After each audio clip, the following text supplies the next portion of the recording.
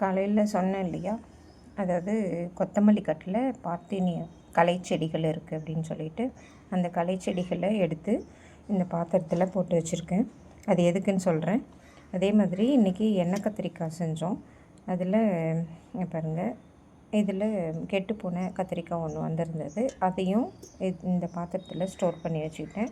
பார்த்தீனிய செடி, கெட்டுப்போன கத்திரிக்காய்கள், அடுத்தது ஆப்பிள் சாப்பிட்டது, அடுத்தது இந்த தக்காளியும் கொஞ்சம் கெட்டு போயிருந்தது. இந்த உருளைக்கிழங்கு நிறைய நாள் ஆயிடுச்சு வாங்கி, அதோடைய வேர்களெல்லாம் விட்டிருந்தது. இது சாப்பிட்றதுக்கு நல்லதில்லை, வாய்வு. அதனால் இதெல்லாம் இந்த பாத்திரத்தில் ஸ்டோர் பண்ணி வச்சுக்கிட்டு, அதே மாதிரி பழுத்த கொத்தமல்லி, அப்புறம் கருவேப்பிலை கொத்தோட அந்த கிளைகள் இதெல்லாம் ஸ்டோர் பண்ணி வச்சுருக்கோம். நம்ம வீட்டுக்கிட்ட வர்ற மாடுகளுக்கு இதை போடுங்க.